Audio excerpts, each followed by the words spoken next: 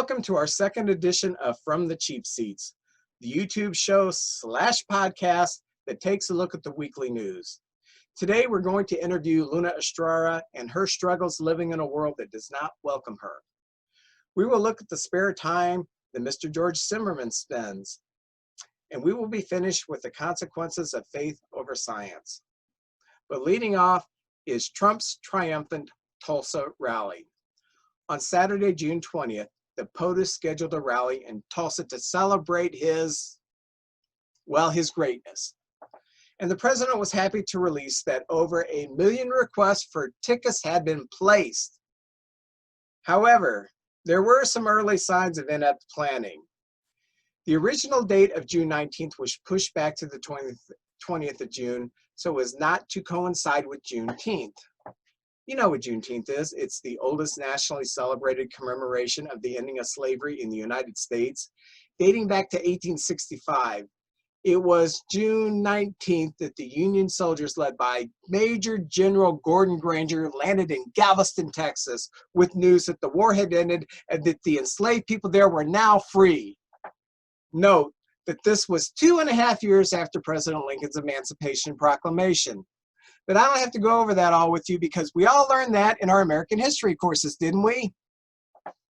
No, we didn't. I never learned that in American history, but good thing for me. One of my undergraduate degrees is in history. So I learned it when I went back to college and got a history education degree. No, wait a minute. I didn't learn it there either. I think I learned what Juneteenth was maybe 3 weeks ago. Is it because I'm stupid? No, I'm not stupid. Is it because I'm uninformed? Probably. Why am I uninformed? I don't know. Maybe it's the color of my glasses. Who knows? But this was history that was kept for me all my life until I was 53. The second sign that there was some inept planning was that it was held in Tulsa, site of the 1921 Tulsa Race Massacre. You remember that, where in the early morning hours of June 1st, 1921, this community known as Greenwood was looted and burned by white rioters. Oh, that's weird, white rioters. I thought that was an oxymoron. Anyway, Governor Robertson declared martial law. The National Guard troops arrived in Tulsa. Guardsmen assisted firemen in putting out the fires, and they took African Americans out of the hands of vigilantes and imprisoned all black Tulsans not already interned. Over 6,000 people were held in the convention hall and the fairgrounds, some for as long as 8 days. 24 hours after the violence erupted, it ceased. In the wake of the violence, 35 city blocks laid in charred ruins. A black community burned down by white rioters.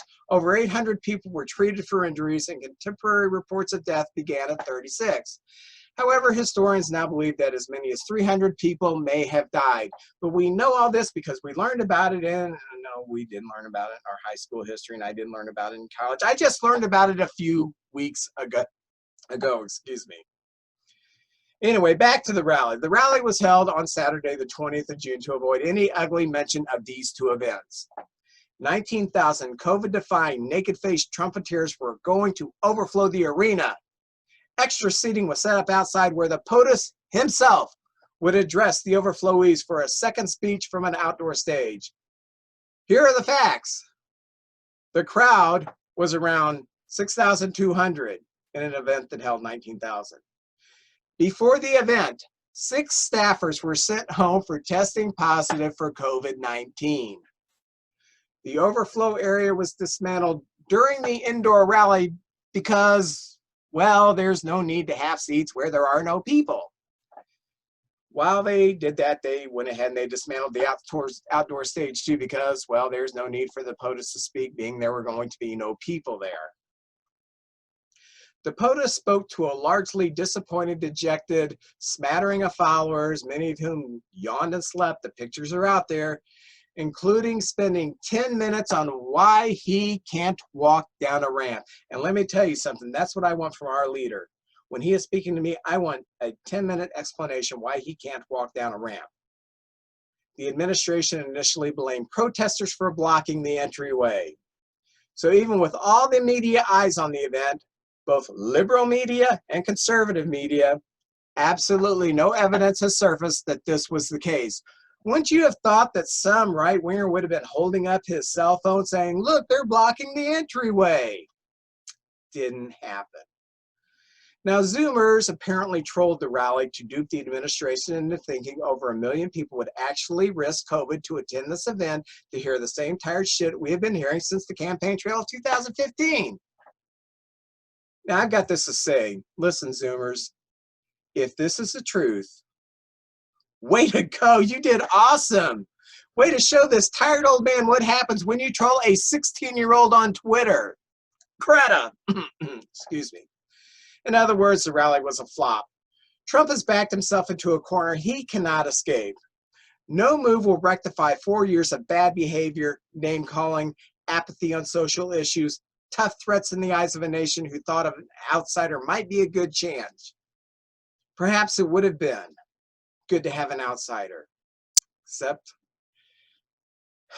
our outsider is an inept narcissist. Stay tuned for our next segment.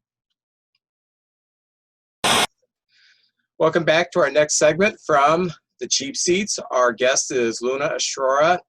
Luna is an author and comedian, very funny one at that. And Luna, how are you doing today? Given current events, I've been better, but hopefully, in the future it'll get better. Yeah. Well, we've had some mixed news this week that we'll get into in a few moments. But before we start, can you tell us a little bit about your sexual identity journey? Yeah. Well, it kind of started when I was around 11 or 12. I started to realize that wow, there are some very pretty men and everything, and I was like, oh shit, am I gay? Every bi-curious person at that time, they have that moment where they're like, they have that freak out of, am I gay? And then they look at somebody of the opposite gender and they go, oh, this is a thing. I didn't know what it was originally, and I didn't know until middle school, Yeah. And coming out to my parents as bisexual went a lot better than me telling them I wasn't a Republican. That's not a joke. Like, when I told them I was bisexual, they're like, okay, whatever, and just stay Republican. And then I told them I was Republican, and holy shit, I didn't hear the end of it. I still haven't heard the end of it. But as far as figuring out everything as I went along and everything, and I found out that I kind of always knew the whole being transgender thing. I came out the first time when I was 18 to a closed group of friends, and I lost all of them. You lost all of them over your announcement to them. Okay. Yes. So I decided to I decided to keep it inside for a long time because I was like, okay, like nobody's cool with this, it was this internal like turmoil for me. Yes. It wasn't until about sometime last year, I think it was July, June, July, I came out to both of my best friends, and they were super accepting, and they were like, well, one of them was like, yeah, I kind of figured. He was just kind of like, yeah. I kind of got those vibes from you, and I was just like, okay, well, shit. I guess I'm not that good at hiding things, and. Did you feel? But now, yeah, go ahead. Sorry. I was going to say, did you feel a sense of betrayal from your initial set of friends that you came out to who shunned you? Oh, Extremely. There, it was betrayal, heartbreak, just pretty much every negative emotion that you could go through. It was what I went through. Because some of these people, you know, some of these people I had helped through some of the worst times of their life, and Yes. to be shut out like that, to be shut out for something that I can't control. Was it just a silent treatment, or was there um, nasty So, verbiage that went with that? some of them were silent, of course. Some of them just kind of deleted me off of social media and stopped talking to me. There were others who were tried to get violent with me. I was Mm. assaulted. Um, one of them had put my information on 4chan and released it, so that I got a bunch of people sending me hateful letters, and people blowing up my phone and signing me up for, really horrible things. I remember I got, and being, and this is here's the kicker. I had like a crap ton of like KKK pamphlets mailed to my apartment, and the thing Wow. is that I'm Native American. So it was just kind of like, these people were trying to destroy my life Yes. over something that I couldn't control. Yeah, the effort to dehumanize a former friend is just beyond me. Um, there's nothing criminal that's taken place, and yet from your perspective, you're still the same person you've always been. And Well, yeah, my personality hasn't yeah, changed. I'm still crazy as fuck. Yeah, you can bleep that out if you need to. Just put a sheep noise there. Just. now what I do is I do have on the YouTube that this is not for children. So Okay. so So we can just edit this section out. yeah, you're fine. You're fine. Now, on June 12th, the administration announced that it is eliminating the Obama-era regulations prohibiting discrimination in healthcare against patients who are transgender. Yeah. That had to have been a letdown for you. A punch in the gut. To be honest with you, if I'm going to be completely candid here, Yes. I'm terrified. Certainly. Um, I don't know if you know about a lot of the things that have happened, but there have been times where EMTs have to like cut off a trans woman's pants because that's standard regulation. Keep blood flow going. They've seen that the person has a penis and will refuse to treat them, and then of course, because they didn't receive first aid before they got sent to the hospital. And of course, the woman was not seen and not seen and not seen, and basically was just left to die on a gurney.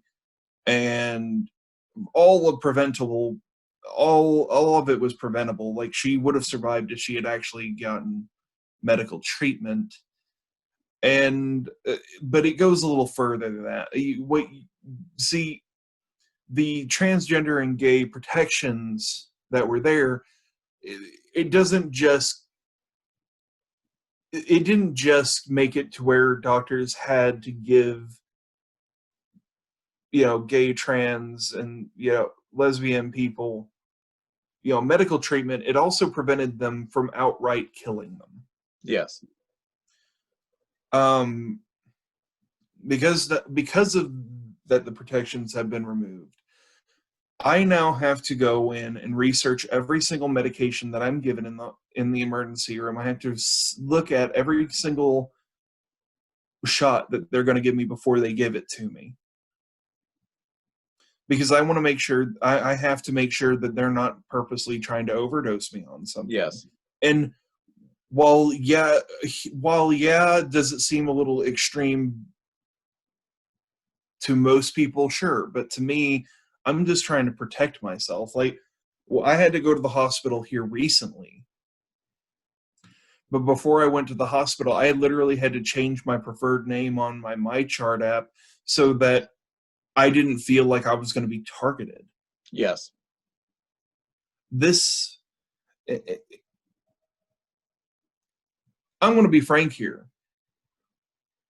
This is just one step that the Trump administration is taking to kill people off that he doesn't like. That's what it boils down to.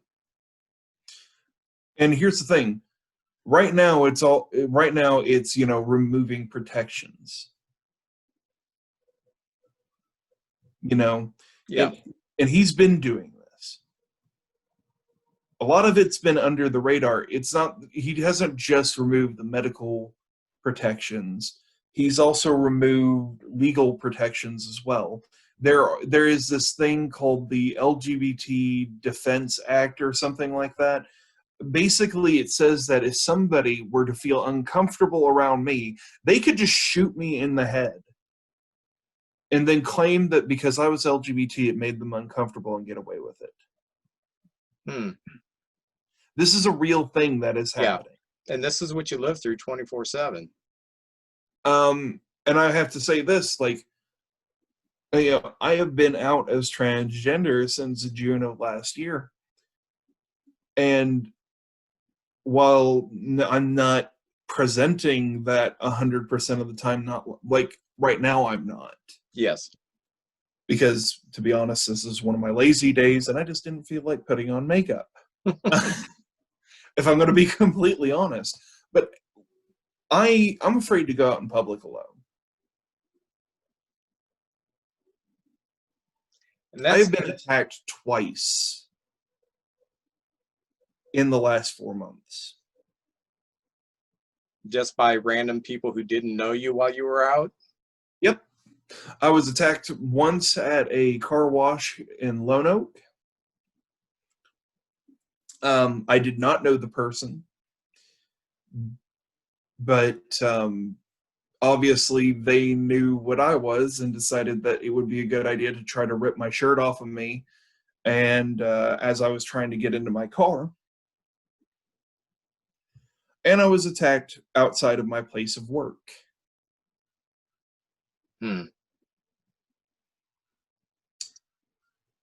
This is the reality for people like me. Yes. We aren't allowed to live peaceful lives. We have to constantly be looking over our shoulders. It's no way to live. Yeah. And a lot of people, they reference, that trans people have a 40% suicide rate. Well, I mean, look at the world that we have to live in. Yeah.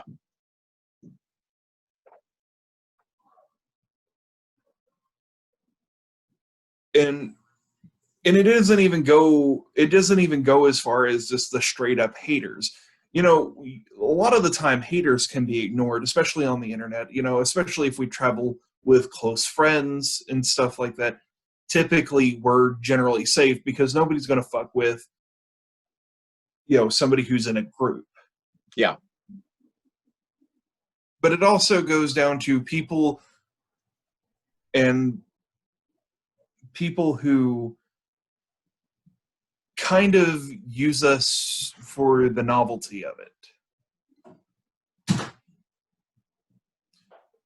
They enter our lives, they become our friends, and it's because, it's like the old trope, the token black kid. It's now changing to be the token gay kid. Yes. And that's sometimes the worst kind. Is, somebody's like, oh, you're trans, we should hang out, blah, blah, blah. And, they're not wanting to hang out with you for you. They're wanting to hang out with you because they're like completing some metaphorical collection of friends or something. They have no real interest in you. And that's sometimes the worst. Yeah. Everything that you've described, from the out and out abuse to the being shunned, to being the token friend, that's dehumanizing.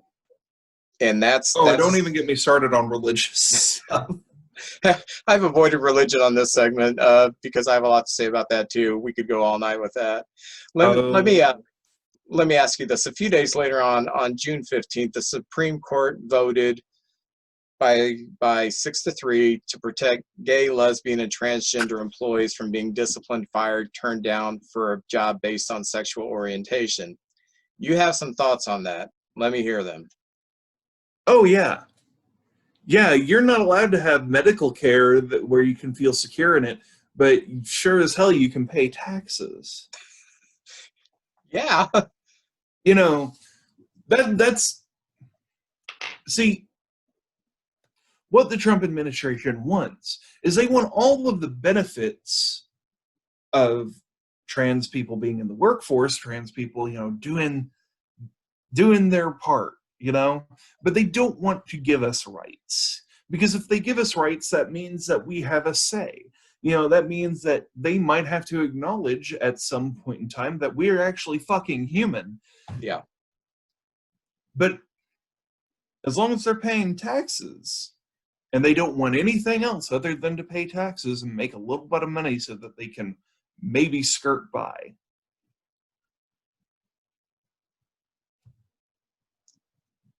Now, so you didn't see this so much as a victory, but as a statement that we are drones, we are workers, and as long as we're paying taxes, they're going to leave the workplace alone. But as far as anything else, your civil rights, your right to exercise your humanity, they say no, suppress that, just go to work, pay your taxes, and get out of our face. Is that kind of how you feel? Yeah, that's how the thing is that, people didn't understand why so many people were so angry when Trump got elected. It's because this shit was going to happen. We knew it was going to happen.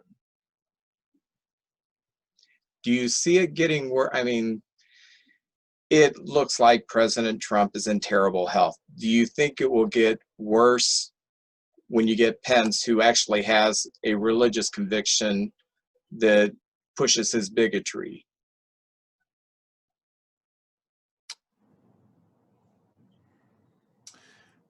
Every time a vice president has taken over, nothing that they have ever said or done has actually had any volition. Yes, he might have some conviction, but that's about as far as it'll go because nobody's going to take him seriously. He's a vice president. Yeah. Let's be real here. Nobody ever takes the vice president seriously. Nobody is ever going to take a vice president seriously. So if Donald Trump is in bad health and that, his vice president does end up having to take over for him, I'm really not that concerned about it because nobody's going to listen to him. Everybody's going to do what they want to do, and they're going to ignore him. Curious. Does anybody remember who this is? I'll give you a second to figure it out. George Zimmerman. Remember who George Zimmerman was? George Zimmerman was acquitted of murder. He wasn't a cop. He was just a resident in Florida, and he saw a young African American walking in the neighborhood. So he felt that it was his duty as a citizen to confront this youth armed with a gun. So he was on the phone talking to a dispatcher, and the dispatcher is even saying, leave it alone. We'll send a cop out there, which may not have ended up any better. But instead, George Zimmerman followed. A tussle ensued, and George Zimmerman shot and killed Trayvon Martin. Okay. The only thing that Trayvon Martin had on his person that was not even a weapon was a bag of Skittles, the rainbow of flavor. So here's a kid, here's a teenager walking home with his Skittles, minding his own business. And this jackass decides, you know what? I'm going to take my gun. I'm going to follow him because he's black. which basically was what he was doing. Sure, a white kid wouldn't have got that kind of treatment. But anyway, because of the silly law stand your ground in Florida, Trayvon Martin died and George Zimmerman got off. And this is what George Zimmerman does today. He goes around and he signs bags of Skittles for his fans. So I put this on Facebook. And the caption that I put on here is, "This is why we fight." And a friend, I should say former friend, because I finally had enough and blocked him, he put, "Well, was he convicted of murder?" I said, "No, he wasn't convicted of murder, but I'll tell you what, even though he wasn't convicted of murder, let's say that Trayvon Martin started a gunfight with him and he shot and killed Trayvon Martin. Let's say it was all on Trayvon Martin. If you can't see that this is a complete dick move, I don't have any use for you. To go around signing bags of Skittles to commemorate that you killed an unarmed teenager is disgusting." And people say, "Well, he's not racist." Oh, really? That's not what the epitome of racism is to dehumanize someone to the point that you are going to do photo op signing Skittles? Give me a break.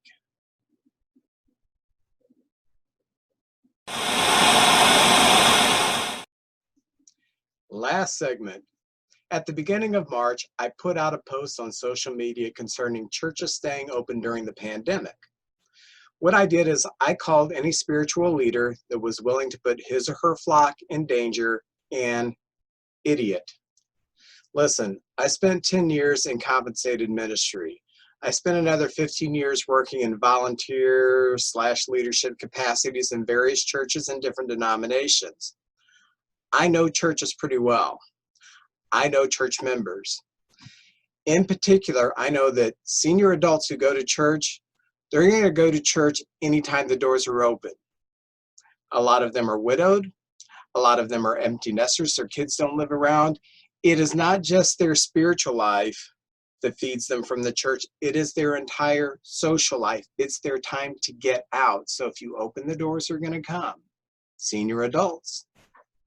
The CDC was recommending that there should be no large gatherings at this time, and that large gathering was defined as over 50.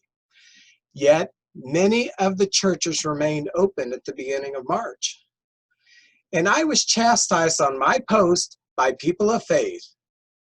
And the argument went something like this: I have faith that God will protect me if I go to church. Okay, then I have a proposition. Why don't you stand in the middle of Interstate 55, which runs eyeshot to my house, which would be cool because I can just look down the bluff and see what's happening. And I want to see the cars miraculously speed around, over, under, or right through you, being that the hand of God is protecting you. One friend on my post, she was shocked that I would call any person of God an idiot. Listen, after spending 25 years around Protestant ministers, this is one of the milder terms that a lot of them deserve. Hey, I've met some brilliant people in the ministry who really have it going on upstairs and who are really, really, really, what's the word I'm looking for? Adamant about their faith, but they also have a brain. And then I've met a lot of people that I will refer to as brainless. Hey, God told me to do this. God told me to do that. God told me to divorce my husband. Was my husband bad? Nah, he wasn't bad. God just told me to divorce him. God told me that we needed to get a new roof on the church. Okay, well, you build a new roof on the church. Guess what happened in that particular church? The roof caved in after a storm. People use this God thing. God told, God said, and ministers in particular are full of it. So I don't have a whole lot of respect for a good majority of the pastors. But let's fast forward to today. In the Bible Belt today, over 30 pastors have died from COVID-19 and many, many, many of their parishioners. Last month, Landon Spradlin, a Virginia pastor who claimed the mass hysteria around the coronavirus pandemic was part of a media plot against Trump, died from the virus. Earlier this month, Bishop Gerald O. Glenn, a popular Virginia pastor, died of COVID-19 only weeks after preaching a packed sermon proclaiming God is larger than this dreaded virus. Listen, people, contrary to what some people believe, I still remember more Bible than a packed Bible study class in your average small group has ever learned. I remember this. Jesus was being tempted by Satan, and he was taken to the top of the temple, and he was asked by Satan, why don't you leap off of the temple and the angels will catch you? Jesus answered, it's written, do not put the Lord your God to a test. And let me tell you something. If you were a pastor and you stayed open during the early stages of COVID and now you're seeing deaths or possibly you've died, perhaps you just put God to the test. Ooh, if only Christians knew their Bible. Hey, thank you for your attention today. Join us next week at From the Cheap Seats.